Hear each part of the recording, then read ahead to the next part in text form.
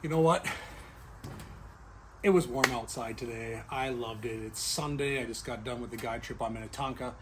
You could have fooled me that it's not July 4th. There were boats all over out there. It was crazy. It was a zoo. The accesses were packed. People out there having fun.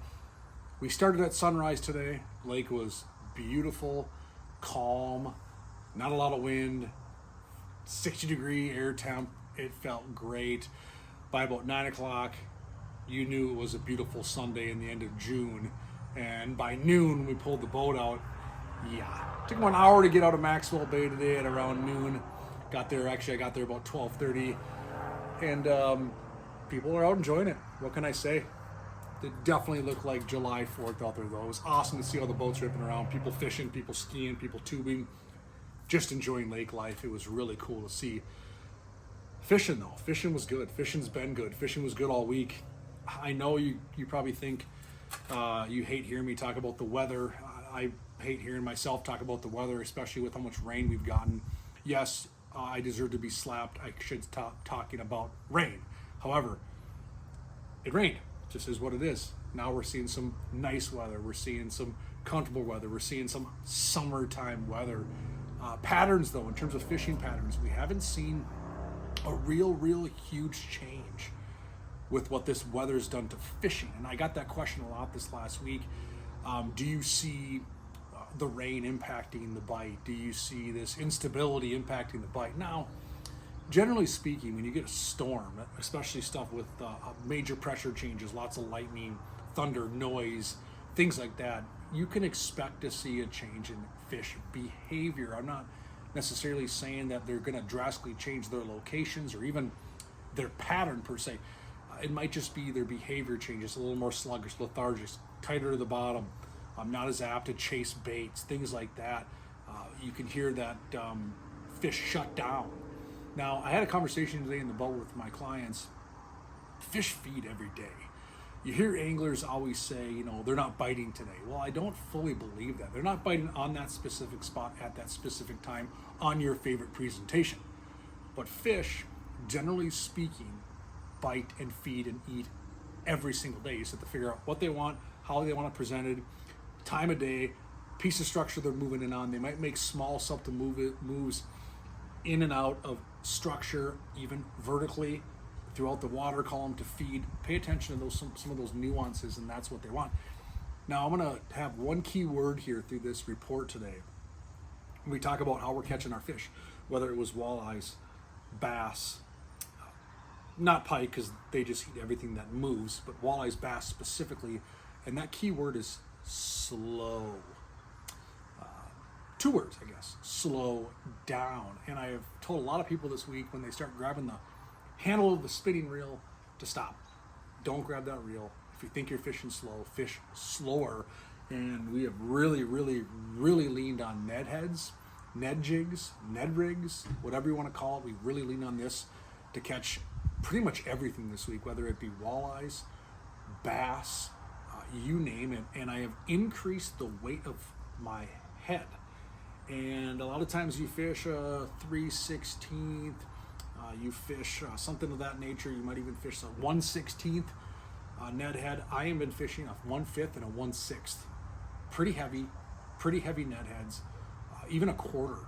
I've been fishing some heavy Ned heads because I want that bait to get down quick. I want it to make constant contact with the bottom, and I want that thing just to kind of dance in front of a fish's face. So this is the Z-Man Ned Locks. I'm fishing a Mr. Twister Ned Ringer on the back of that. Real tasty, catches all kinds of fish. Yes, chartreuse head, dark body. If you fish with me at all this week, you know that outproduced everything. Chartreuse head, dark body, whether it's a Ned Ringer, whether it's a TRD, whether it's a BLT Crush City, whatever it might be. Light head, dark body, really got bit. And why am I fishing that heavier bait? Again, I want to get down there. I want to present it right in the bottom. I always say the bottom third, right? Bottom third of the water column is where these fish are sitting. I would say this last week it was the bottom fifth. They were right down in that bottom 20% of the water column. They were not coming up to chase it. They were not shooting through the weeds. We weren't getting a lot of fish on the fall. It is put that bait in front of their face and hop it and pause it and shake it and pause it and let them come right up and pick that bait up. A lot of times, a lot of our strikes this week, our anglers in the boat thought they had a weed on, and it's not because they couldn't decipher the bite. There might be some of that, but it had to do with you just didn't feel that thud. It was like, oh, is there some weight? Hook sets are free, set at home. So that just tells me these fish were not aggressively feeding. They're just coming up, they're picking it up. And when I watch these fish on forward-facing sonar, they're doing just that. They're going down to it, nice and slow, hovering for a second, and then there's your bite. It's not pick it up, it's sink on down, pick it up off the bottom of the lake.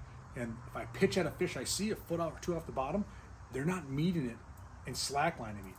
It's going past them, and then they're following it down, and they're eating it. Even the walleyes, I put leeches on plain hooks in front of walleyes' faces this week numerous times and watch them Heisman me. They come right up to it and then just slowly fade away.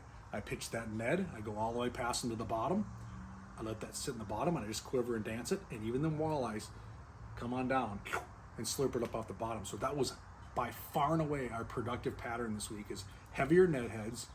I used a contrast, chartreuse head, dark body, this happens to be chartreuse, and green pumpkin. We used a variety of different things, chartreuse and perchy looking patterns, watermelon patterns, whatever it might be. That was our pattern for Minnetonka and the surrounding area lakes this week. That's predominantly what I fished. Spent a lot of time on Tonka, and that's what got us bit on bass and walleyes. In terms of the structure we're fishing, these fish are in the weeds. Now, I'm not thrown up into the matted, nasty stuff. The curly leaf pondweed is laying down. Milfoil is starting to become more present. We are seeing weeds growing out deeper. The curly leaf stuff out in 20 coontail, 20 feet, 23, 25, 26 feet is showing itself. There are fish starting to appear in that. I would say there's somewhere in between that gross wall at 8, 12 feet and 20 some feet. They're right in between that spot. And you can kind of see it on your graph, how it kind of sparses out a bit, and you kind of fish through it. And if you do snag a weed, it's probably that tall, right? You're pulling it out of the ground. That seems to be where these fish are sitting. And they are sitting on a lot of main lake points, inside turns. Look at your GPS, look at your contours. What stands out, what sticks out to you? More than likely, if you fish those inside turns on those points and you slow down and there's fish there, you are going to get bit. I've seen that very, very consistently, and I've fished bays from the far west side of Tonka all the way to Wayzata Bay and all kinds of stuff in between, and we found that pattern to be very, very, very consistent. So what are we using for a rod? I'm using that 7'3" Stealth from Thorne Brothers. I got my 15-pound braid to an 8-pound fluorocarbon leader. I'm using a 25 or 3000 series Shimano Miracle, and away we go. Another way we're catching these fish, very similar, is I'm using an all fluorocarbon setup. I'm using, this is a 14 or even a 17-pound fluorocarbon. I'm using an all-terrain AT, rattle and AT jig, or a finesse jig, using a 1/4. I'm pitching that out there, fishing it very slow, very similar. So if I do see some spots where I might have a little bit more weed cover, that skirted jig with that weed guard seems to get bit. I'm fishing a green pumpkin, I'm fishing a watermelon, I'm putting a pocket craw on the back of that, and this is another way to catch those bass.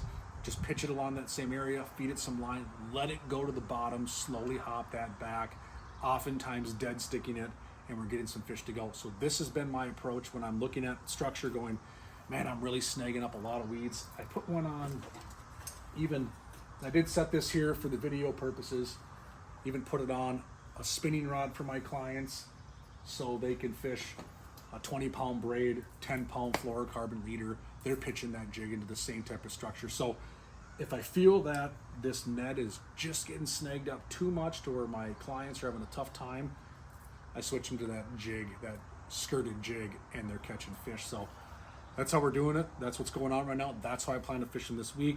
I got some more days on Tonka. We're going to chase them down. Water temps are in the low 70s, 71 to 74 by the end of the day. We are starting the day in the 60s still. It was 68.5 this morning.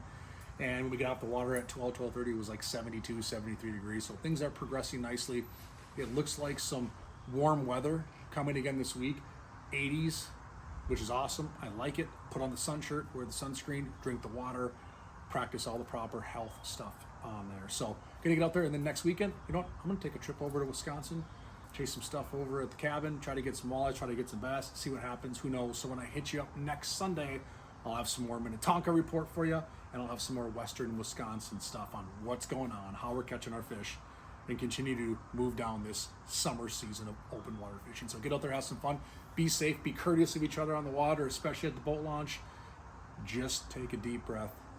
Everyone will get through, and we'll all go out there and have a good time. So have a great week, be safe, good luck, and set some hooks for me.